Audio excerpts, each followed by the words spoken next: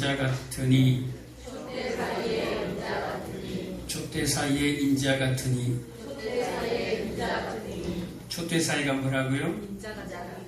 촛대 사이가 뭐라고요? 교회 사이에 촛대 일곱 촛대 일곱 교회 사이에 인자 같으니 인자 같으니가 누굽니까? 예수 그리스도가 지금 이 초대교회에 이 성도들에게만 계신 것이 아니라 지금 일곱 교회 전체 하나님의 교회에 지금 이 예배 가운데 서 계신다는 것을 여러분 잊으시면 안 돼요. 네. 지금 요한이 이 요한계시록을 기록한 사도 요한이 환란의 섬 반모라는 장소에서 지금 언제 주의 날에 지금 영광스러운 그 예수 그리스도를 지금 보고 있는 장면이에요. 여러분들은 어떻게 봅니까? 요한은 환상으로 보았어요. 그리고 이 환상으로 보았던 것을 예수님께서 기록하라 라고 얘기합니다. 왜 기록합니까? 일곱 교회에 내가 편지로 쓸 거야 라고 일곱 교회에게 내가 말할 게 있어. 요한아 기록해 라고 하는 거예요. 비몽사몽간에 본 것이 아니었다라는 거예요. 정확하게 하나님의 음성을 듣고 정확하게 그 예수 그리스도의 말씀을 대언해서 기록했던 이 말씀이 지금 우리가 보고 있는 성령이에요. 우리는 그래서 성령 안에서 이 기록된 말씀을 통해서 뭘 보고 있다라는 거예요. 촛대 사이에 권이시는 예수 그리스도를 지금 보고 있다라는 거예요. 영의 눈이 열어주시길 바랍니다. 주의 날은요 무슨 날이라고 했습니까? 여호와의 날, 하나님의 날, 심판의 날이에요. 여러분, 주의 날은 저 세상 믿지 않는 사람들에게는 이 주의 날이 심판의 날이라니까요. 그러나 믿는 하나님의 백성들에게는 이 주의 날이 무슨 날이에요? 구원의 날. 왜 주일날이 구원의 날이라고 했습니까? 십자가에서 죽으시고 3일 만에 부활한 이 날을 갖다가 우리가 주의 날, 주일이라고 지키잖아요.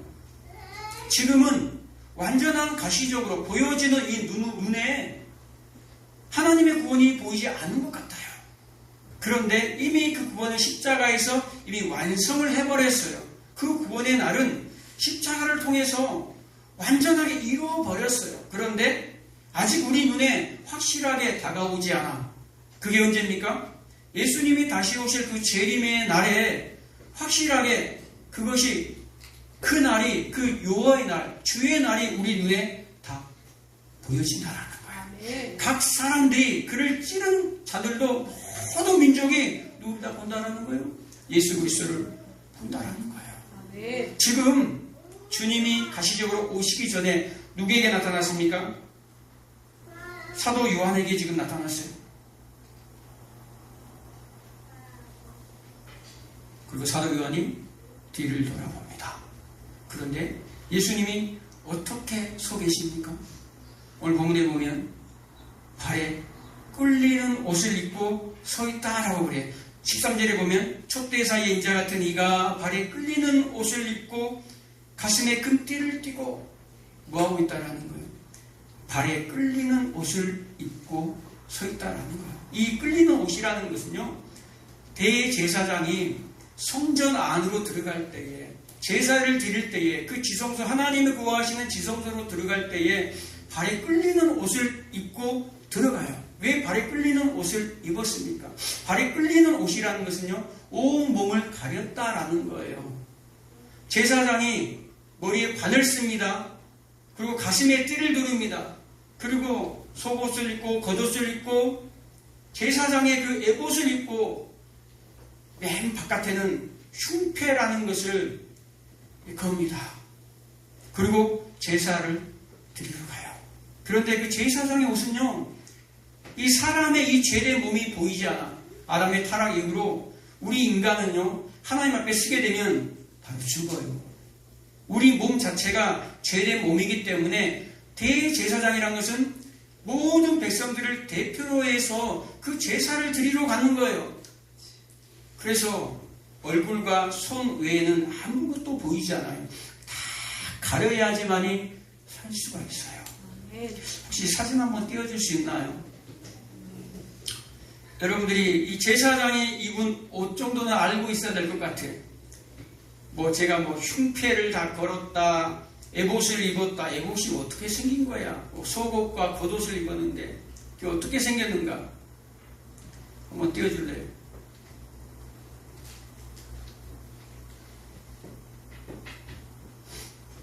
이 옷은요, 출애굽기 28장 4절에 보면 제사장의 옷에 대해서 나와요. 아론 제사장의 옷, 그 아들들의 옷에 대해서 기록하는데 뭘로 만듭니까? 그 구성이 됐어요. 흉패로 먼저 흉패를 걸고 그 안에는 제사장의 에봇, 제사장이 입는 옷을 에봇이라 그래요. 저 그림 나오네요. 그림 보이시죠? 네. 머리에 관이라고 하니까 왕관 같은 것이 아니라 천으로 만든 그 머리를 가리기 위해서 관을 쓰는 거예요. 그리고 머리에 띠가 있고 여기에 보면은 정사각형이 있어요. 정사각형의 모양에 12가지의 보석이 박혀 있어요. 저것을 흉패라고 그래요. 그리고 이 빨간 옷, 이것을 에봇이라고 합니다. 에봇. 그리고 겉옷, 이게 속옷. 여기 방울이 달렸죠? 왜 방울이 달렸습니까? 성막 안에 들어가서 제사를 잘못 드리게 되면요, 예배를 잘못 드리게 되면 죽어요. 그래서 제사장이 이렇게 돌아다니는 동안에 여기서 방울이 따랑따랑따랑 방울 소리가 나요. 그러면 제사장이 제사를 지금 하고 있구나. 그런데 그 소리가 안 나요. 그럼 죽은 거예요. 그러면 끄집어내는 거예요. 그래서 줄을 묶어놓은 거예요. 제사장 이게 몸에다가 줄을 묶어서 끄집어내요. 소리가 안 나면. 자, 가장 중요한 것은 여기서는 지금 2가지만 제가 오늘은 얘기할게요. 뭘 입었습니까?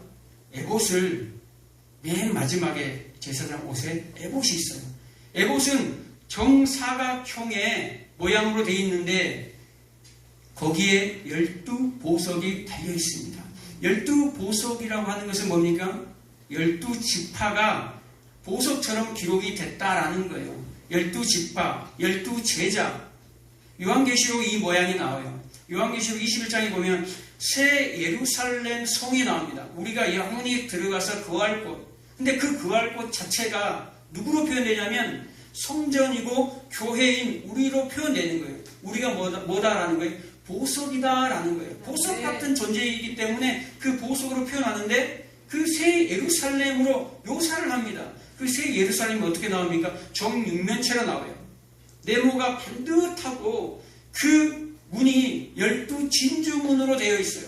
12보석으로 되어 있다라는 거예요. 정사각형이라는 것은 아주 반듯하다라는 거예요. 정확하다라는 거예요. 확실하다라는 거예요. 그것을 어디다 박아놔버렸어요? 제사장을 상징하는 예수 그리스도의 몸에다가 우리 교회 12지파, 12제자 12 더하기 12는 뭡니까? 24. 그래서 요한계시록에 24 장로들이 나오는 거예요. 특별한 사람들 아니에요. 여러분들이에요. 24 장로들이 나와요. 그리고 12 곱하기 11을 하면 뭐가 나와요? 14만 4천이 나와요. 천은 많다라는 거예요. 그래서 요한계시록 7장에 보면 뭐라고 나옵니까? 있는 환란에서 나오는 자들인데 수많은 셀 수 없는 무리가 나온다라는 거예요. 그게 14만 4천이에요. 그게 12지파, 12제자, 우리 7교회 전체 하나님의 교회들을 말하는 거예요. 예수 그리스도의 정결한 신부들을 말하는 거예요. 그 교회를 어디다가 담아버려요? 가슴에다가. 대제사장이 지금 제사를 드리러 가는데 누구를 지금 가슴에 담고 갑니까? 12지파. 이스라엘, 영적인 이스라엘 여러분들을 다 가슴 안에 집어넣고 제사를 드리러 가는 거예요. 제사를 드리러 가는데 제사장이 뭘 하죠? 피를 뿌리면서 그 피가 자기한테 다 묻어요. 그리고 그 짐승을 잡는데 그 피가 다 자기한테 튀어요. 자기도, 제사장도 대신 들어가지만 자기 한 인간으로 또 들어가거든요. 그래서 자기를 위한 짐승을 또 잡는 거예요.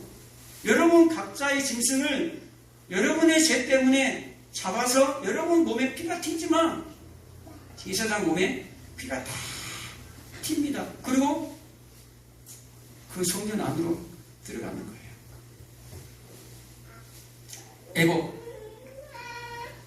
에봇은 제사장이 있는 곳이에요. 그런데 저 에봇은요, 에봇의 그 재료는 뭐와 똑같냐면 성막을 짓는 재료하고 똑같아요.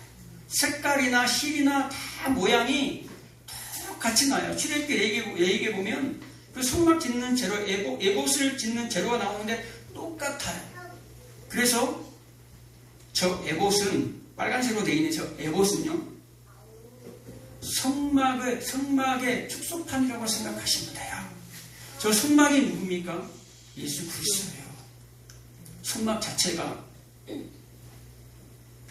신약 성경에 보면 예수님 그러잖아요.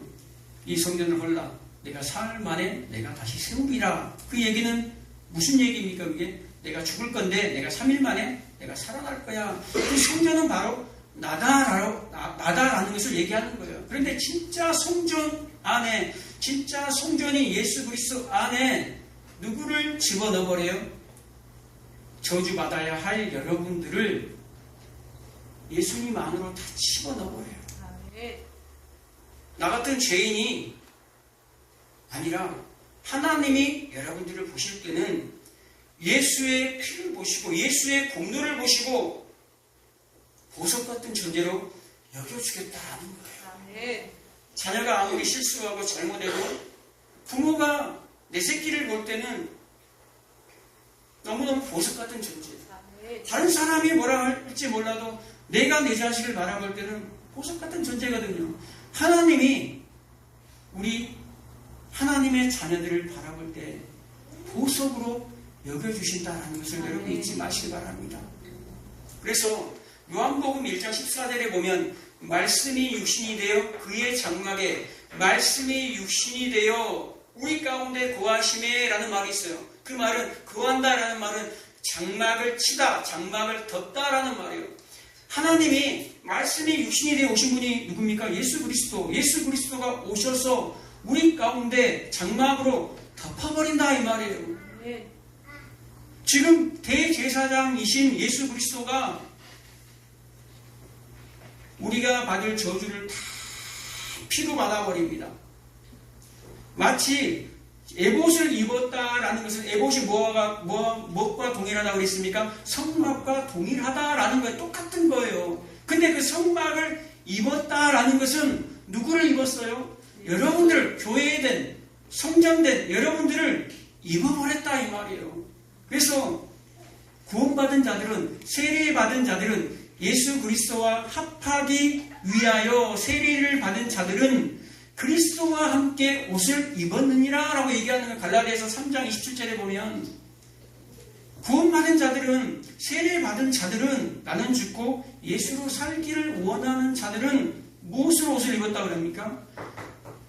그리스도로 옷을 입었다라고 얘기하는 거예요. 그래서 대제사장이 뭘 입어요?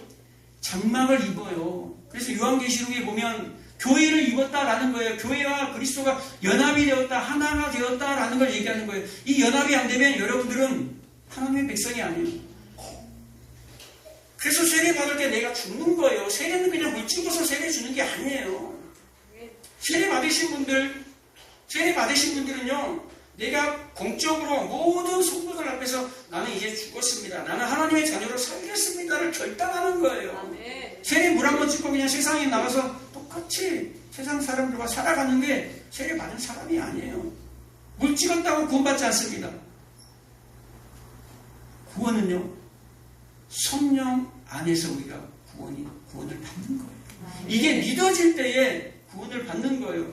그리고 날마다 나를 죽이는 그 사람이 구원을 받는 거예요. 완벽하지 않아요. 완벽해서 우리를 구원의 그 천국으로 데리고 가는 것이 아니다 이 말이에요. 아멘. 그것을 성령 안에서 바라볼 수 있는 자, 깨달은 자들, 믿는 자들이 하나님의 나라로 들어가는 자들임을 잊지 마시기 바랍니다. 아멘. 요한계시록 7장에 보면 7장 14절 15절에 보면요, 수많은 무리가 하나님 앞에 와요. 그래서 하나님 보좌 앞에 있어요. 그리고 밤낮으로 하나님을 경배해야 합니다. 그런데 하나님이 그들을 장막으로 덮으시리니 라고 얘기하는 거예요. 요한계시록 21장에 보면 보라 하나님의 장막이 사람들과 함께 거하심에 하나님의 장막이 사람들에게 거하심에 하나님이 그들과 함께 있으며 함께 거하시며 그들은 나의 백성이 되고 내가 그들과 함께 하겠다. 뭐가 거한다라는 거예요? 장막으로 덮쳐버린다라는 거예요. 여러분들을 하나님께서 하나님의 장막으로 덮어버린다라는 거예요. 그것이 뭡니까? 예수님의 우러운 그 옷으로 피 묻은 옷으로 덮어버린다는 뜻이에요, 여러분. 오늘 본문에 보면 제사장이 예수님이 뭘 찾다고 그럽니까? 가슴에 띠를 찾다 그래요. 가슴에 금띠를 찾다 그래요. 보통 허리에 차는데 가슴에 금띠를 찾다라는 것은요, 고대 왕들만 가슴에 띠를 찰 수가 있어요. 지금 예수님이 제사장으로 오셨지만, 지금 요한이 본 예수님은 어떤 예수님입니까? 제사장으로 보여진 예수님이에요. 또 가슴에 금띠를 띠다라는 것은 이분은 왕이시구나, 영광스러운 왕으로 오셨구나라는 거예요. 그리고 오늘 보면 10절에 보면 나팔 소리 같은 큰 음성을 들으니, 예수님의 음성을 들었는데 어떤 음성 같다 그래요? 나팔 소리 같다 그래요. 나팔 소리라는 것은, 나팔이라는 것은 외치다, 선지자 역할이다라는 걸 얘기하고자 하는 거예요. 지금 예수님은 왕이요, 제사장이요, 선지자로 지금 우리 가운데 촛대 사이에 지금 함께 계시는구나라는 것을 얘기하고 있는 거예요. 예수님의 초림 때처럼 그냥 누더기 옷 입고 목수의 아들로 가난하고 약한 모습으로 뺨을 맞으면서 십자가에 죽으시는 그런 찌질한 모습으로 오시지 않는다라는 거예요. 이제 예수님이 다시 오실 예수님은 어떤 모습이니 지금 요한이 표현을 하고 있는 거예요. 묘사하고 있는 거예요. 그 예수님은 지금 다시 오시는 예수님은 발에 끌리는 우리를 구원하시는 제사장으로 오시는구나. 영광스러운 왕으로 오시는구나. 회개의 나팔을 부시는 회개하라, 천국이 가까이 왔느니라. 회개를 외치는 선지자로 오셨구나. 그러면서 14절에 뭐라고 나옵니까? 이제 그 예수 그리스도는 구원의 하나님이시지만 마지막 때는 심판주로 오신다라는 것을 요한이 경고하는 거예요. 왕, 제사장, 선지자로 너희를 구원하러 왔지만 이제는 영광스러운 그 위엄으로 오겠다라는 거예요. 14절에 보면 그의 머리와 털의 희기가 양털 같고 눈 같으며 그의 눈은 불꽃 같고, 그의 머리에 희기가 양털 같다라는 말은요, 백발이에요, 백발. 예수님의 그 모습이 머리가 백발, 하얀 백발이다라는 거예요. 눈처럼 희다라는 거예요. 하늘에서 내리는 그 눈처럼 희다라는 것은요, 레위기에 보면, 또 잠언서 16장 31절에 보면 백발은 뭐다라는 거예요? 여호와의 면류관이다. 백발은 그 영광스러운 모습으로 이제 온다라는 거예요. 예수님이 초림 때와 다르게 이제 오실 때는 영광과 위엄으로 심판하시는 그 하나님으로 오실 거야 라고 얘기합니다. 그래서 인자 같은 이라고 끄집어냅니다. 누가? 이 사도 요한이 다니엘서에 나와 있는 그 예수님의 모습을, 다니엘서 7장 15절에 나와 있는 그 예수님의 모습을, 인자 같은 이가 발에 끌리는 옷을 입고 머리는 양의 털 같고 하얀 눈 같은 그 하얀 옷을 입고 나오는데 그 앞에는 뭐가 펼쳐져 있더라? 심판하기 위하여 책들이 놓여 있는지라 라고 얘기합니다. 이제는 그 영광과 위엄으로 불꽃 같은 눈으로, 다니엘서 10장 4절에 보면 불꽃 같은 눈으로 오신다고 얘기합니다. 뭐 하기 위해서요? 반드시 심판하기 위해서 책들이 놓였더라. 여러분들 이 땅의 삶의 모든 것들이 지금요, 하나님의 책에 다 기록이 되어 있다는 사실 여러분 아십니까? 불꽃 같은 눈으로 여러분을 보고 계세요. 아멘. 요한계시록에 보면, 요한계시록에서도 요한계시록 19장 2절에 쭉 보면 12절 이하에 보면 그 눈이 불꽃 같고, 그 눈이 불꽃 같고, 백마를 타고 피 묻은 옷을 입고 심판주로 오십니다. 진노의 포도즙 틀을 밟아버리겠다라고 그 마지막 모습으로 오는 거예요. 이제 오실 때는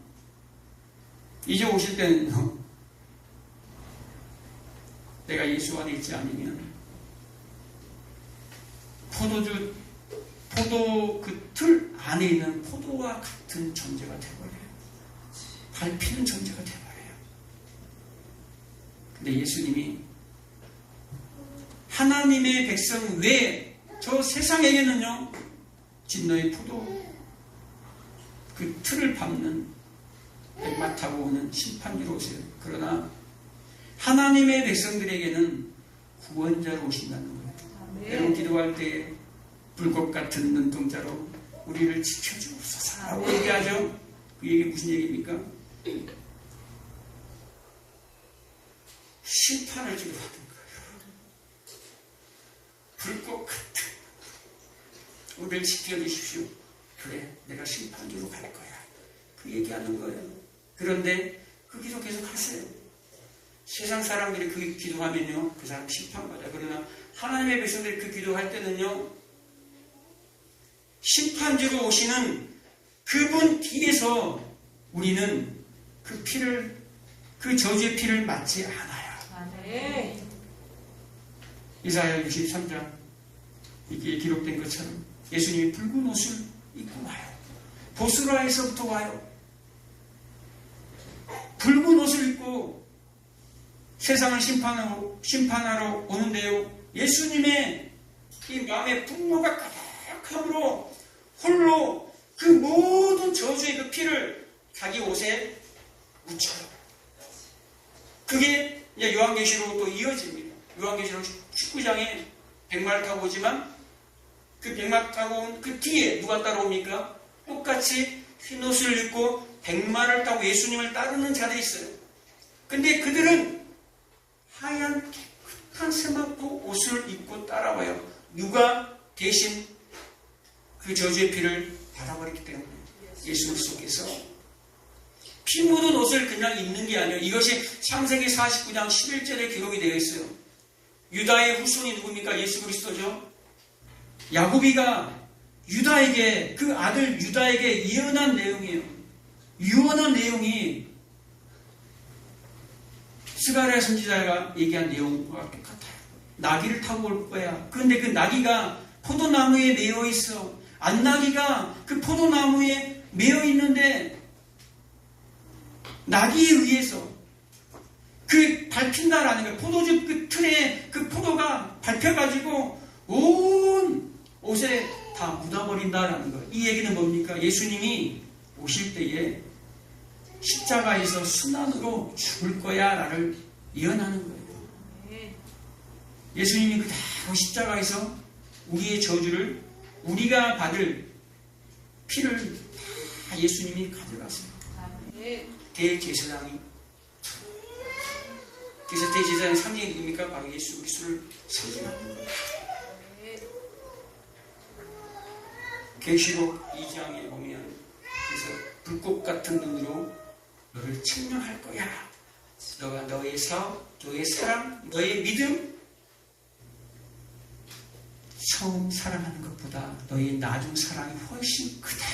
아멘. 잘했다! 라고 하잖아요. 너 측량할 거야, 내가. 아멘. 하나님, 이 정도 내가 많이 사랑하고 내 사업을, 내가 선한 사업을 많이 했어요. 내가 많은 사람을 용서했어요. 근데 하나님이 그 교회를 책망해요.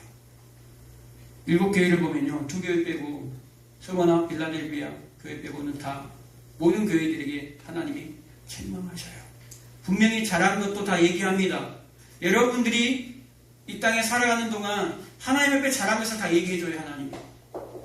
그런데 하나님이 여러분들을 책망하셔요. 무슨 눈으로? 불꽃 같은 눈으로.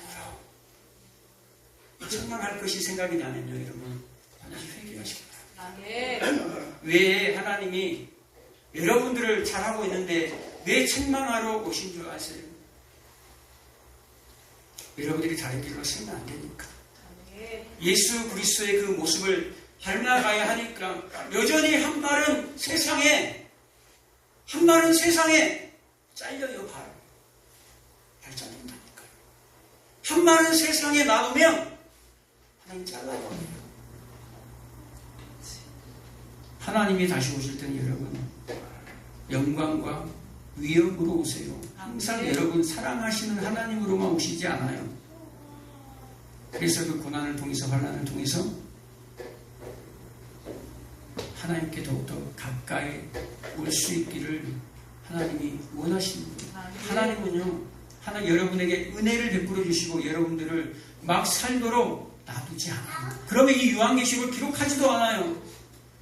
이 마지막 때 환난 받는 내 교회, 내 백성, 내 성전들이 저 세상에 의해서 밟히면 안 된다. 그 거룩함을 잊어버리면 안 된다. 그래서 책망의 소리를 마지막 시대를 살아가는 환난받는 교회를 향해서 환난받는 교회에 위로해줘야죠. 왜 책망하십니까? 근데 예수님은 거의 대부분 교회를 향해서 책망하세요. 여러분들이 아무리 바다 끝으로 여러분들이 도망가서 거기에 여러분들이 거주하고 자리를 펴도요, 하나님 거기 따라갑니다. 지옥에 여러분들이 수월에다가 자리를 펼치라도 하나님이 거기 계세요. 여러분이 하늘 끝까지 올라가서 내가 이 정도 높이 올라가면 하나님이 못 찾겠지 않아요.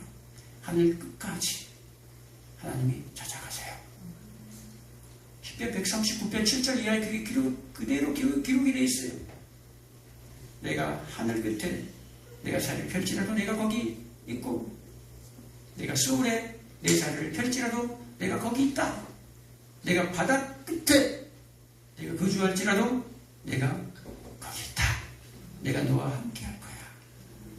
여러분들이 골방에서 흐느끼면서 애통하면서 울고 있을 그때에 하나님이 거기 계세요. 거기 계신다니까요. 우리는, 성도는, 교회는 하나님을 벗어날 수가 없어요. 그래서 뭐 해야 된다라는 거예요? 빨리 순종해야 돼. 빨리 순종해야 되고 그 하나님의 통치 안에 아멘하고 순종하는 훈련을 받으시기 바랍니다. 그럴 때 하나님의 나라를 여러분의 눈으로 가시적으로 볼 것입니다. 그날은 곧 옵니다. 다음 시간도 이어서 계속해서 요한이 바라보는 심판하시는 예수 그리스도의 모습을 어떻게 표현하는지 자세히 하도록 하겠습니다. 기도하겠습니다. 주신 아버지 하나님 감사합니다.